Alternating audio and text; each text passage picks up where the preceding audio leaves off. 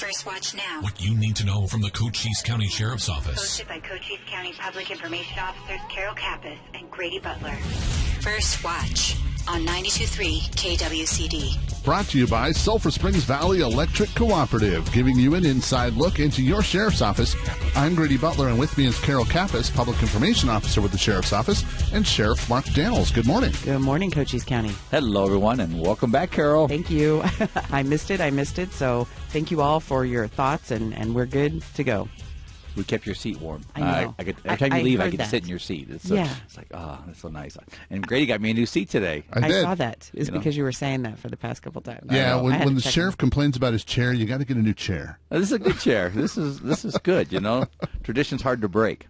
Right. Well, we had a busy week, but let's go ahead and start with the Board of Supervisors budget work session that we had this week. Well, it's budget time throughout local and state government, and we submitted our budget on Monday or Tuesday, I think it was? Tuesday. Thanks, Carol, for the clarification, because I know it was earlier in the week. But, budgets, it takes a lot of time to put those budgets together, recalculate, market adjustments, COLAs, all look at the index for cost of living, just you name it. And my team did, again, another amazing job. Monday we had a overview of it, our team. We've adjusted some things, and we think it's a fair budget. We do. Last year, COVID froze everything, so there was no adjustments at all in the budget, pretty much baseline. So this year, we're pretty much employees first. That's what our budget represents. The employees, the 240 employees that represent the Sheriff's Office, that's what we're looking at. Again, take care of them, and they take care of us every day out there, whether it's in the support staff, jail, or patrol, and our volunteers. I was going to put something in for them this year, 0 equals 0, but no, I guess. Just kidding, guys out there. But it is. We got a good budget this year, and hopefully they will see that and embrace that and go forward. And Chief Napier and the team that put that together, kudos to them. They did a really good job. And as far as, getting the information out there in a clear and concise format, it was really helpful. It's very detailed. This is exactly what the money is going to be used for. And again, and 98%, I think of it is for the personnel, for cost of living and adjustments. And I'll just break this down. 81% of our budget is personnel, 9% is fleet, and 10% is operation. So it's not a complicated budget by any means, and it's not a fat budget. It's a operational budget. And one of the things that you're talking about is taking care of your people, and our people taking care of us. We have the Thank a Deputy program, so we're really fortunate that people are buying into that and telling us when they appreciate us. We want them to tell us if they have concerns too, but we really appreciate talking about Deputy McNeely, Williamson, and Del Corso for a good job that they did. Yeah, they worked with adult probation on a fugitive that's been on the loose for a while, been evading probation, has a fugitive warrant, and our team came together with probation and ended up getting him a couple of days ago. And this guy obviously was a threat to the community, and now he's sitting in our jail, which is always a good thing. When we have somebody out there that's a vulnerability to the community and presents a risk, we want to make sure we get them. So kudos to our 3 deputies. And along those lines, had some busy times with domestic situations, and then just other off-the-rail things.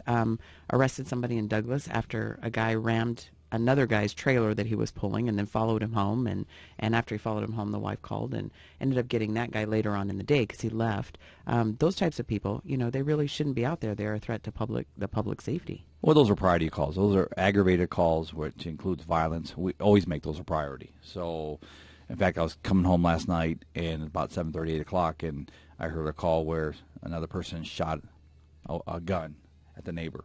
We had 4 units responded to that, and we always prioritize those kind of calls, and because those are threats, serious threats. There's, loud music are all important calls to us, but when it comes to that prioritization, like we had last weekend, we had several of them last weekend, and well, I'll tell you, the busy guys, and I think our SWAT team, our tactical team, actually deployed on one of those calls last weekend. That was the one in Douglas, right? Yes, and so when you bring our tactical team, or whenever you see a tactical team, whether it be service to PDs, ours, or somebody else's, you know at that point it's a high-risk situation.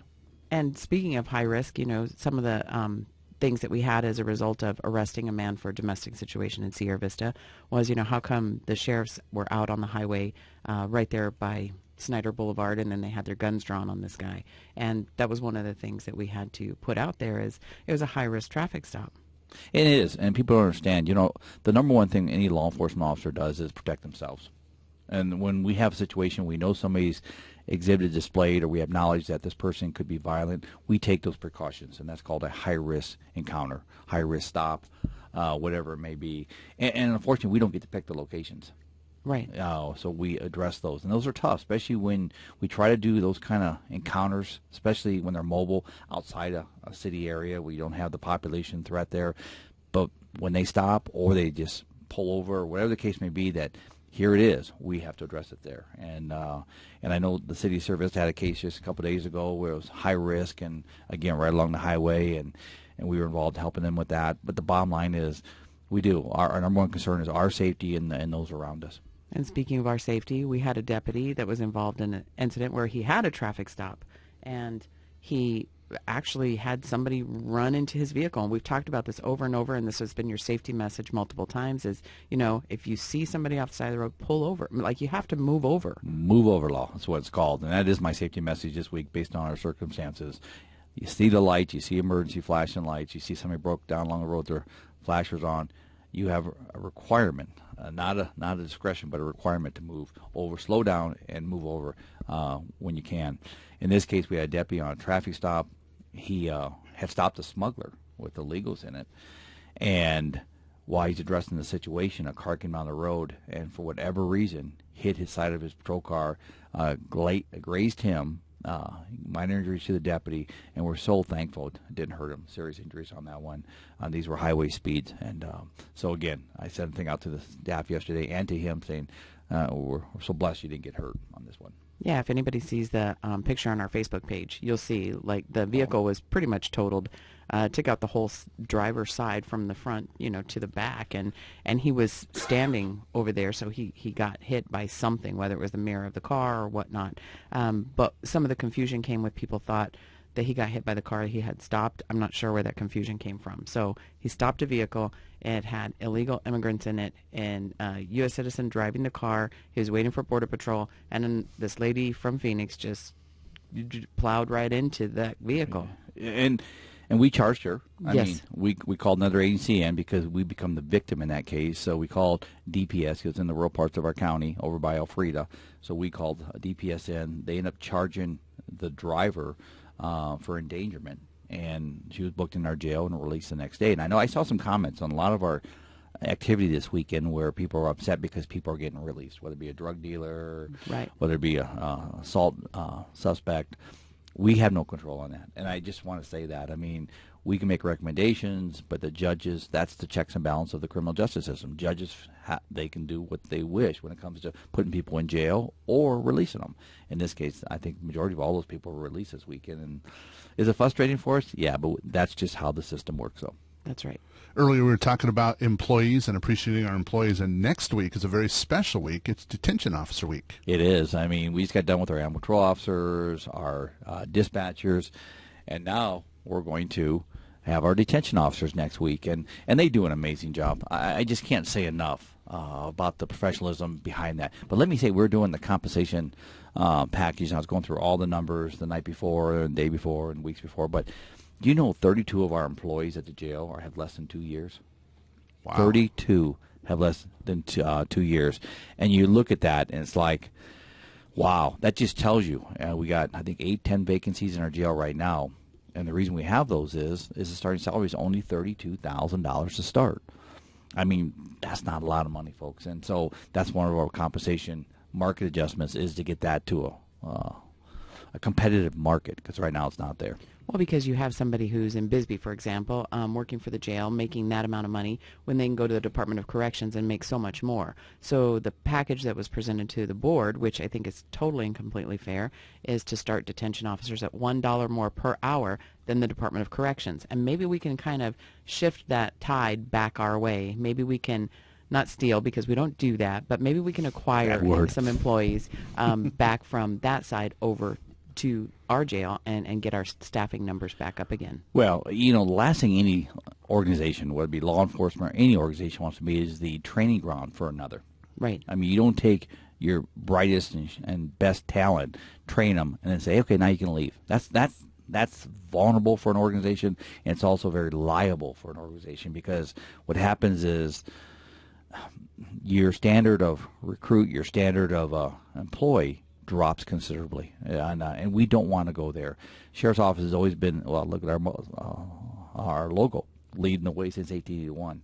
And last thing I want to do is go backwards on that. And as a sheriff, I've been very strict on who we hire, having that high caliber, that good applicant that we can aspire to be great someday. And let's face it, salary doesn't drive everything, but it is a driving factor in today's market and the new generation that we're out there trying to recruit. So we have to be competitive in the market. And we're swiping for our own internal, like we're gardening ourselves, because it looks like we're looking at a couple detention officers for patrol. We are. So if we cultivate that, we're creating more vacancies, but at the same time, we already have somebody in our care, and we want to make sure we continue to grow them. We do, and we love that. If you come on in, you can come in at 18, work in the jail, which is great, and we have the education reimbursement program for those who want to go to college, and you're in a professional, you're in a retirement plan, you have good benefits. So then they turn 21, if they choose to transfer over, and some don't, which is fine. We love it. Corrections is a profession within itself. But others, especially the young generation, says, I want to go work the road. Well, that's a huge recruiting market for us, too, just internally from the jail. But we have to backfill our jail folks, and that's been a challenge since I've been sheriff, as a challenge for other sheriffs in the state and beyond, where trying to recruit to work in a jail takes a special person. And that's why when you say it's detention officer week next week, I truly mean I appreciate what they do, because it's a tough job. And if you want to apply to be a detention officer, you can find out more at cochise.az.gov, and the job posting is right there. Yep. So please come apply, and the opportunities, and hopefully we can get that salary up there. It was a good presentation by Chief Napier, who got into the weeds of it when it comes to the numbers, and I feel optimistic. I mean, listen, we serve the people. We work for the people in this county, being in an office of the people. Hopefully they're pleased. I hear good things throughout the county when it comes to our jail, when it comes to the staff that work at the sheriff's office, and that's truly our report card. It really is. I mean, so hopefully they'll embrace us and support us on our compensation. Right, and the leadership there has so many challenges. Commander Bradshaw has 16 irons in the fire at any given time, along with Lieutenant Monhay and Lieutenant Heisner and all of their staff, regardless of what they work on. So they're doing a really good job in trying to keep all those balls in the air, and hopefully they are not at a place where one of them drops. But I'll tell you, we have to appreciate everything they do. There's going to have luncheon for them twice next week.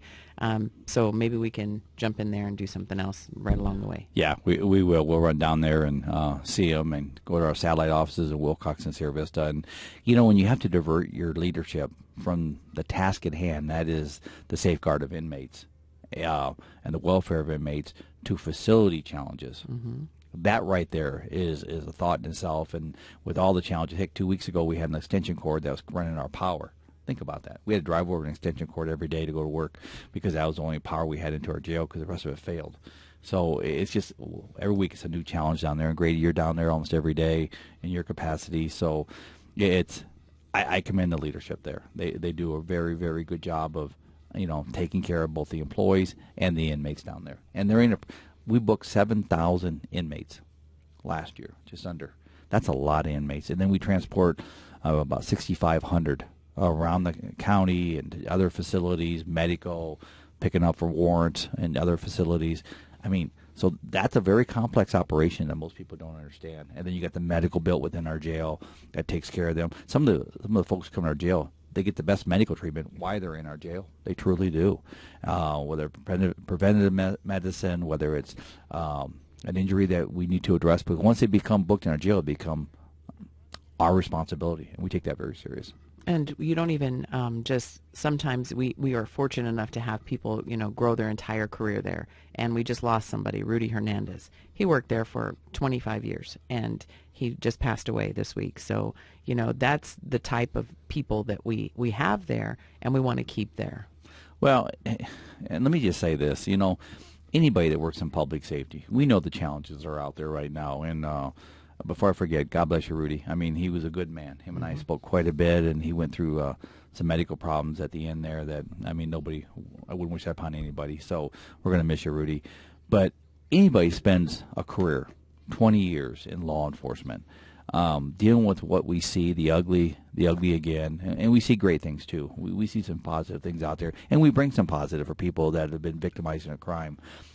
But the bottom line is, at the end of that 20 years, there's a reason law enforcement in this country not just Cochise County, has a retirement system that takes care of them after that.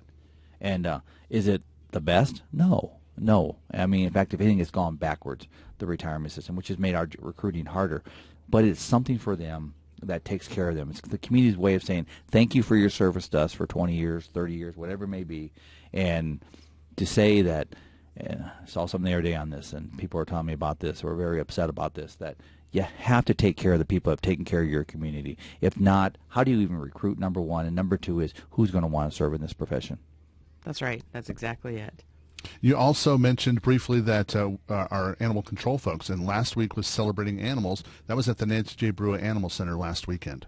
And let me just say, Arlene, the team out there do an amazing job. I know they jump on the show a lot with you, Grady, and she does a good job leading that team out there and taking care of our little furry friends. And I know they had their big annual event last week, and you like the furry friends, huh? And I know our team was out there too, and they won 500 treats, I think it was. Is that what it was? They had their booth, and then they had like a game because they wanted to get interaction with our animal control officers, who do again an amazing job. So they had a bucket, and guess how many treats are in the bucket? And we did have someone, a juvenile, obviously, from Sierra Vista Avery. She guessed. She was only 13 off, so she won the whole thing, and her grandma got a picture of her and her dog, but her dog turned the back on the camera. I don't know what that is, but she had all the treats in there, so that was really a good story, and we appreciate the opportunity to be interacting with the public like that. Well, they do their annual events usually at Veterans Park, and this year they couldn't do it there, but usually it's packed. I mean, just packed, because all the ranchers bring out their ranch animals, and all the animal control officers from around the county come together, but it's just a really well attended. And I've always said, that's a part of our population, the animal population, you just don't mess with. And it's educational too. I mean, if nobody has seen Lori Nichols Wright's stuffed skunk for rabies, I've seen it a couple times. You definitely have to take a look at that. I've seen it. When I was lieutenant, they put it in my office and scared me one time. So I remember that skunk. Speaking of rabies, we did find a rabid raccoon, and that's a reminder to get your pets vaccinated as well. It is, and we put that out as an educational awareness. I know we have Al Thomason, who works for the USDA, that works alongside the sheriff's office and helps us in that aspect on the feral animals mainly. But yeah, we put that out. When he comes up with a positive rabies report, we want to put it out there. And I know there's a comment made. Do you want to comment on that, Carol? Because somebody made a comment that was just totally off the wall, and I just don't understand people when they do this. Yeah, we want to make sure that you get your animals or your pets vaccinated. It's really important because if they're not vaccinated and they come in contact with rabies, and then let's say they come in contact with people, like your kids or your family, you don't want to have that happen. So vaccinate your pets. And somebody had to put, oh no, don't do it because this is just an effort to have them being I don't know who, government, make sure that they can vaccinate you. So don't take the shots. Come on. I mean, just come on. COVID shots are out there. It's a personal choice whether you get them or not. Don't intermingle the two. Maybe they thought we were going to give COVID shots to raccoons. Maybe. Let's take it the other step. Let's conspire here this morning here on First Watch. But no, it's ridiculous. It's truly ridiculous. That's a personal choice on COVID, and we've talked about that numerous times here. But yeah, we put that out because we want, especially kids that are playing, we want to make sure they don't get bit, or if you're out there walking, hiking, be aware. That's all we put that out for. And Cochise County is giving the J&J shots again, so just keep an eye open for that. And as a matter of fact, they, just as a side note, they're doing a pilot program where homebound people, they're actually making efforts to go to the homes and get people vaccinated. So take a look at Cochise County Health and Social Services website, cochise.ac.gov, and you can find out all of that information and, just help keep yourself safe. Think about it. 6 months ago, we were here sitting in this talking about there wasn't enough vaccination. Right. How do you get signed up? And now they're like, we're begging you to take it. I right. mean, come. We don't need an appointment no more. So like anything in life, there's hills and there's valleys, and we're on top of the hill again. And our guys have been super busy getting drugs off the street. They are. My hat's off to our street crimes unit. They've been working very hard, to DEA, HSI, Sierra Vista PD, and all the agencies we work. DPS is another one that we work so well in this county. We truly, local, state, and federal. That's a frustration I have. I'm not going to get deep into this on the border stuff. We've worked so well and securing our border and doing things together and sharing authority. Same thing with our street crimes, narcotics units, and doing that. And they've been popping a lot of drugs. And most people might not know this. They go to Phoenix and Tucson to pick up the drugs, and they come back to Cochise County. So if something's smuggled through Cochise County in drugs, if we don't get it, it goes to an urban area. Then it comes back to Cochise County to be distributed. So if you see us getting a lot of stuff in Tucson or coming back on the highways, that's how we're snagging it. And these guys have been snagging dope right and left. It's heroin, it's methamphetamine, and here's the scary part. Through that joint investigation with DEA, Bisbee PD, our street crimes people, they got in the initial thing 100 counterfeit, what they believe to be counterfeit fentanyl-laced oxy pills. And then they followed that trail back up to Tucson, and they got an additional 1,164 what they believe to be counterfeit fentanyl-laced oxy pills. And then, again, 447.1 grams of meth, 31 grams of cocaine, 54 grams of heroin, 42 grams of marijuana. That's, they were going for the hard stuff there. 2 Xanax pills. I don't even know what that is, but I do know what that is. But, overall, they have the potential counterfeit fentanyl-laced oxycodone, and then the 2 Xanax were probably for whoever was distributing this because they didn't want to take the chance. And then they had 3 guns seized. So they arrested 1 guy out of there. They're still working on the case, and hopefully they'll have more arrests coming. Well, it's all. This is a big public safety message I have when it comes to having a secure border. And this is a DEA stat. Just less than 90% of all the illicit drugs are smuggled through the southwest border. That's why I asked for a secure border, because 220 people a day are dying of drug overdoses in this country. 220 a day. And the more we allow drugs into our communities, into our families, into our schools, we're in trouble. We are truly in trouble. We have to get a handle on that. And this is upsetting stuff, that we're pulling that kind of drugs out. That's just what we're catching, Carol. And there's so much drugs out there, but I give a shout out to all the narcotic guys working in this county, and I've got Bisbee PD on that one, so shout out to them too. But all the narcotic officers and patrol officers and operational folks out there that are trying to make a difference in our communities and trying to keep our kids safe. And that's really important because we do have all of that going on out there. And in order to help us with some of our projects and programs, we had National Guard orientation yesterday. So we had 32 of them. Was it 32? It was. It was supposed to be 28. But I know that Lieutenant Heisner said she made 32 ID cards. So we have 4 extra support staff. Oh, that's where we got them from. Okay. Yeah. So they're going to be performing job functions. And I myself and 3 other sheriffs addressed them yesterday and talked to them and welcomed them to Cochise County. I think they showed up in Nogales for the city of Nogales yesterday. They showed up in Yuma last week, and Pinal County day before yesterday. So they've been all over the place, going to being assigned and going through orientations. Our team had them all day yesterday. Believe it or not, we vet them too. We vet them into our operation and orientate them and make sure that they're the fit. So I welcome them. And they're going to be working in non-law enforcement execution roles. And what I mean by that is they'll be working in administrative, helping out in detention, helping out with our border team, helping out with support team. You name it, they're going to be there. And I appreciate Governor Ducey. I do, coming out here and saying, what do you need? And this is what we need. And I think there's a total of 250 deployed on the southwest and areas of the southwest, counties on the southern part of Arizona. So, yeah, we've gone back and forth on what our needs are, and this is what we've settled on. And I'm looking forward to it. And they'll be here till September 30th, everybody. September 30th was the deadline right now, and at that point they'll look at renewal, or we'll feel like we've handled the mission to what they're here for, and that is to help us take our sworn deputies and put them back in the field. That's the number one ultimate goal here, and provide extra support to do that. Well, before you go, we need our safety message of the week. You talked about it earlier, but let's hit it again. The big safety message, Grady, is when you see emergency lights or you see a motorist that's stranded along the road with emergency flashers on, slow down. Seriously, slow down. And I see this all the time. I'll make a stop and people just fly by. We're very blessed this week that our deputy was not seriously injured on that where his car was hit and he was hit. But again, slow down. There's a reason we have emergency lights. That's protect us and protect the situation that we're trying to address. So if you do that, I tell you, we'll all be a safer community.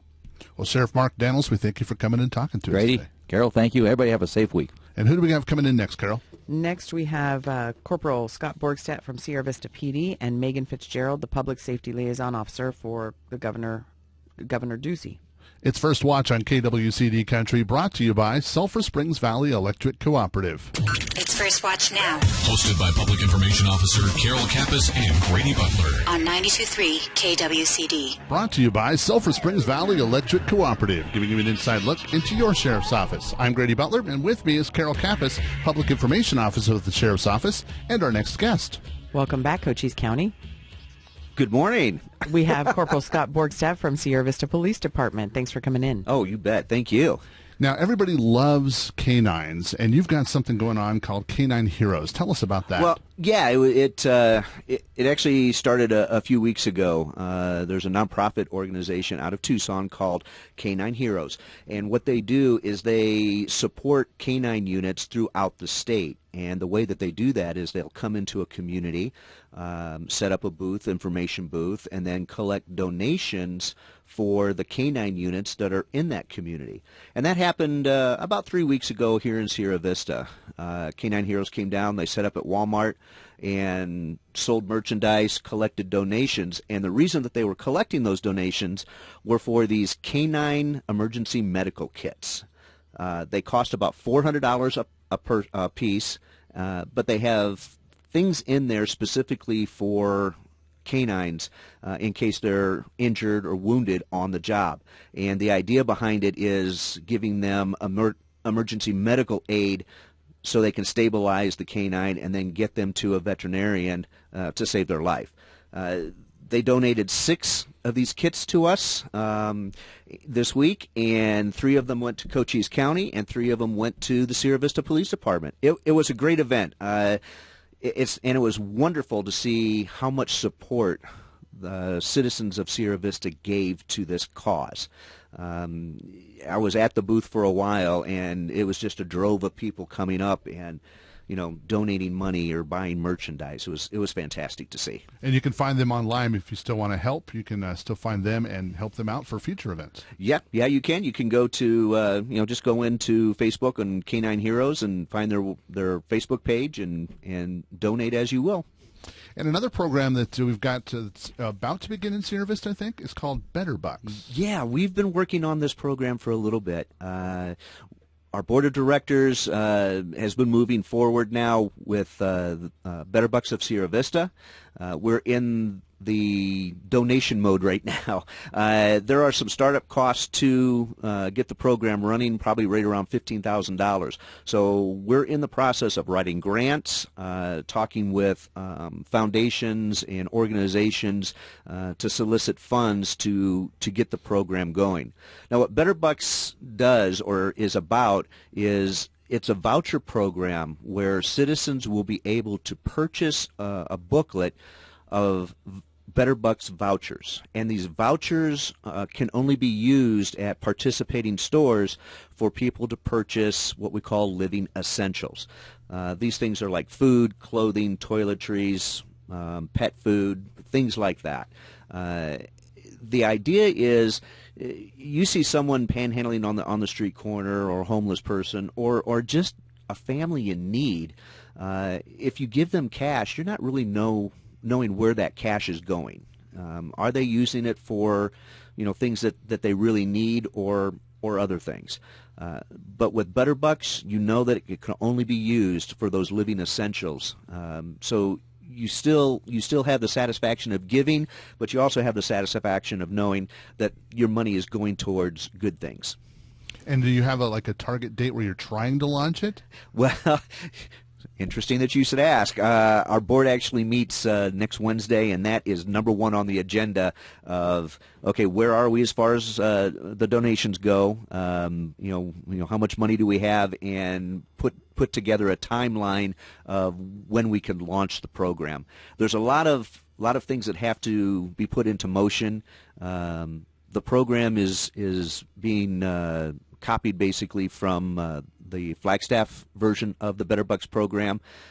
So we have to get, we've got to get our sponsors in line first, and then we have to talk to merchants that would be willing to participate and be listed on the booklets.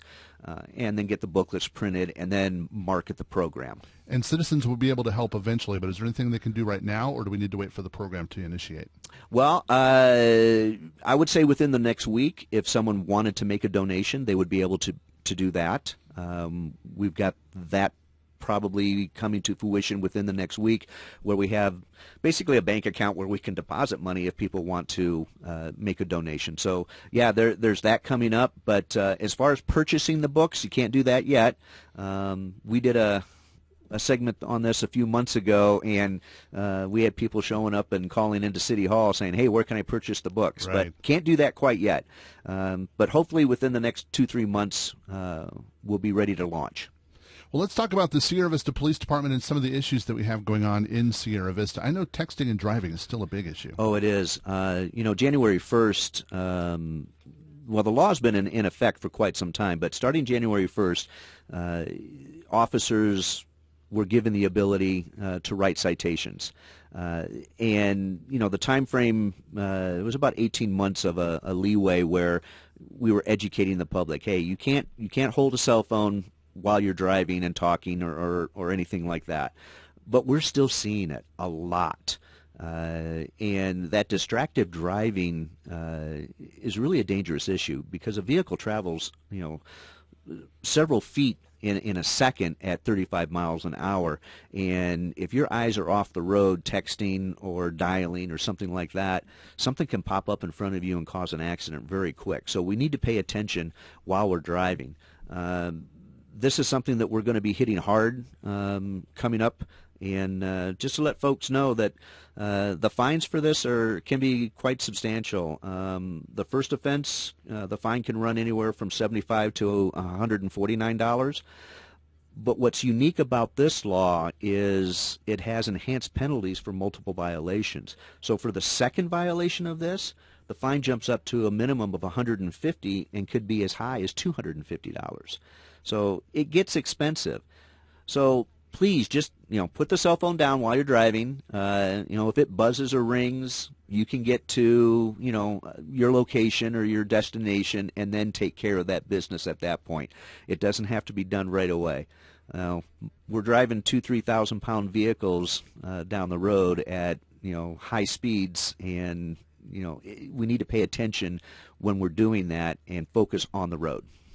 And it's really important, because by the time you pay a $250 fine, a couple of times, you can have a brand new phone. So, just put that in savings without getting the ticket. That's a good point.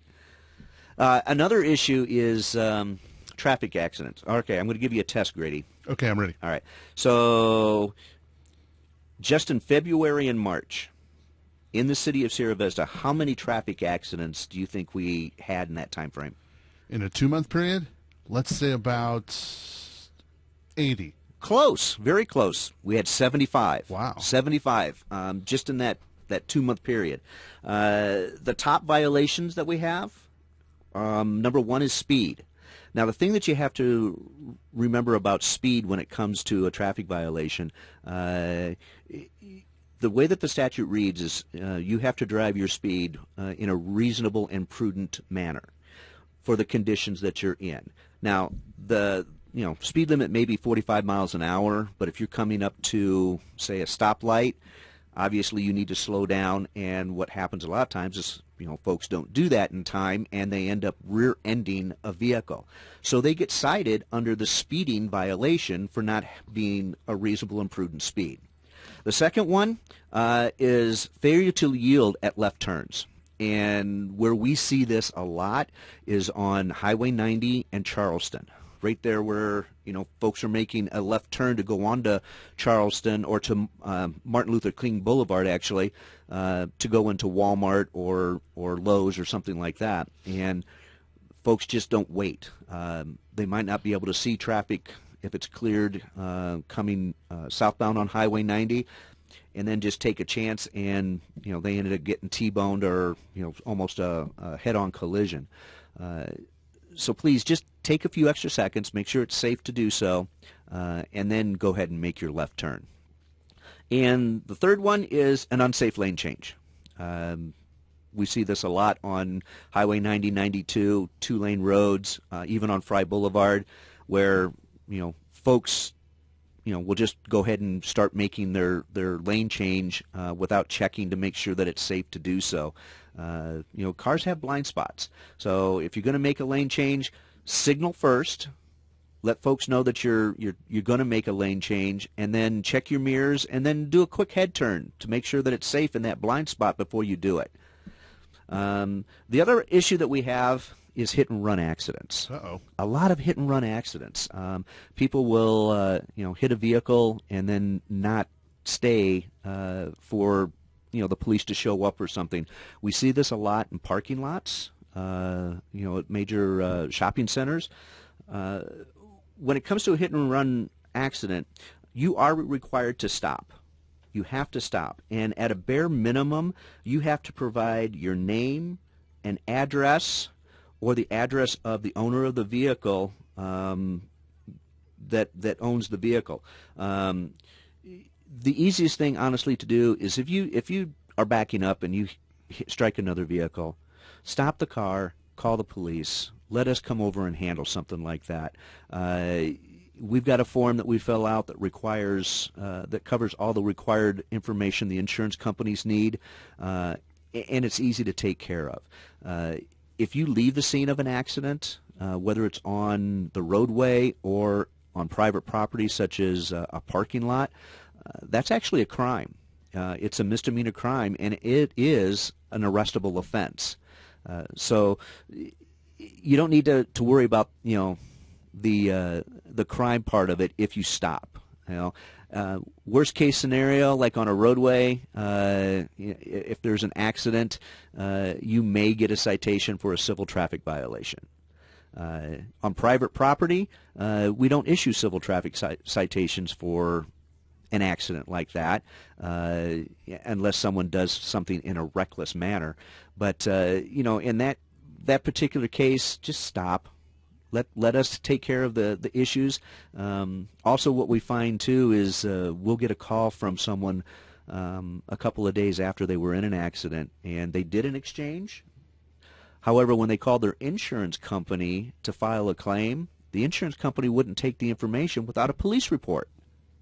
So then we have to backtrack. So you're going to need a police report anyway. So just stop, call the cops, let us take care of it, and that way everyone's covered. Well, Corporal Borkstadt, we thank you for coming and talking to us today and catching us up on the Sierra Vista Police Department. Hey, thank you. And Carol, who do we have coming in next? So next we have Megan Fitzgerald. She's the Public Safety Liaison for Governor Doug Ducey. It's First Watch on KWCD Country, brought to you by Sulphur Springs Valley Electric Cooperative. It's First Watch now. Hosted by Public Information Officer Carol Kappas and Grady Butler. On 92.3 KWCD. And it's brought to you by Sulphur Springs Valley Electric Cooperative, giving you an inside look into your sheriff's office. I'm Grady Butler, and with me is Carol Kappas, Public Information Officer with the Sheriff's Office, and our next guest. Welcome back, Cochise County. And by the way, if you're driving to work, please be careful and stay safe. Megan Fitzgerald, Public Safety Liaison for Governor Doug Ducey. So welcome to First Watch. Thank you. Thank you for having me. I'm excited to be here. Tell us a little bit about what you do. So my role, I work in the governor's office. We have a number of staff. We have the senior team, and then we have all of the advisors for the governor on different policy areas. Mine is public safety and military. So I work with policy, legislation, different proposals, different areas of operations with the state agencies, and also work with law enforcement across the state and try to liaise, try to make sure that their concerns or questions or situations are being voiced and heard by the governor. He's one man, and he is very, very busy, so he is not able to always be everywhere. So that's why he has us as staff to make sure that we are in constant conversation with all of the stakeholders across the state, from out of state, making sure that Arizona is staying safe. We're doing what's best to keep everyone in Arizona safe. Same with our military, both the National Guard and the military installations around the state. And Governor Doug Ducey declared a state of emergency for Arizona on the border, which activated the National Guard. Tell us a little bit about that. Yes. So recently, with the increase in crossing into Arizona, we have had outreach from emergency management and law enforcement in all of the border areas, border towns, counties, saying that they were in need of kind of support, making sure that people had places to go so that we weren't having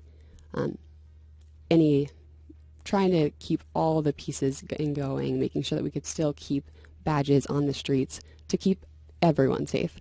So we saw this as an increasing issue. The governor reached out to the federal government to say, can we reactivate the border mission so that we can go under Title 32, make sure that we can get the Arizona National Guard where they need to be helpful to law enforcement as they do their job. That has not happened yet, so the governor went ahead and said this is an issue. We need to address it as the crisis that it is, and has then operated the National Guard to be supportive of law enforcement. So to perform the duties not of someone with a badge, but to make sure that they are freed up for some of those more laborious, the logistics, the strategy of how to get, honestly, everyone fed, everyone from place to place, making sure that law enforcement is able to be freed up wherever possible to make sure they're on the streets to keep everyone safe. And they're not going to be outward facing. You might see National Guard around, but they're going to be in that role of making sure that cameras are working, technology's working, fleets are working, just to be honestly very supportive of law enforcement and make sure that the community can be responded to as quickly as possible by those who are supposed to be doing that. So we have 32 of them assigned to the sheriff's office specifically, and Yes. and a variety of roles. And I'll tell you, our SABRE team, they're out there. They're few in number, but large in the activity that they have. So this is going to be a huge plus for us, having people assist again with camera monitoring and support services in all areas of Cochise County, in our detention centers and our offices, Wilcox office, even maybe having some of the people in Benson office. So we appreciate everything. And then they do have a mission. And Grady was the one who was in the briefing yesterday and can tell us what the name of the mission is. The military loves their acronyms. They do. So the mission is called SAILS, and it's State Activated Law Enforcement Support. That's a cool name. It is a cool name, so you can remember it easy. And that's basically what you were saying. They Yes. perform in a support function. Yes. Do you also, obviously you do because you're the state liaison, do the same thing for other counties in Arizona? So do you Yes. know where you're going next? I know you're in Cochise County today, but I enjoy, and I think that anyone that knows me will tell you that I love getting out and being able to talk to law enforcement, getting out and being able to see what's going on in communities where I am not every day. It only helps me learn more and be able to better dictate to the governor and our entire team, this is what's going on. Sometimes, it's those conversations about it's a visual process and saying, nope, it is exactly this far. I saw it. This is what's happening. And so today I'm in Cochise County. I'm going to be spending time with the sheriff, going around looking at where the border wall is, where the border wall has been stopped due to construction ending. And I think next, I know I was in Yuma last week. I don't really know. I'm excited to go everywhere, but I do have to make sure that I'm also in the office, making sure that I'm able to relay this information back. So happy to go wherever. Well, Megan, we thank you for coming and talking to us today, and we thank you for what you do for our county from the governor's office. Thank you very much. Absolutely. Thank you all for having us. And Carol, how can they reach us at the Sheriff's Department? they can find us on Facebook at Cochise County Sheriff's Office, Sheriff Mark J. Daniels. We have our Twitter at CC_Sheriff. We have our Instagram we're going to start ramping up, so get ready for that, and our webpage at cochise.az.gov/sheriff. So make sure, and even if you want to talk to a live person, give us a shout, 432-9500. We'll be happy to help you with anything you need. It's First Watch on KWCD Country, and it's brought to you by Sulphur Springs Valley Electric Cooperative. You've been listening to First Watch with the Cochise County Sheriff's Office. Hosted by Cochise County Public Information Officers Carol Kappas and Grady Butler. Join us again next Friday morning, 7 to 8 a.m. First Watch. What you need to know from the Cochise County Sheriff's Office. Only on 92.3 KWCD.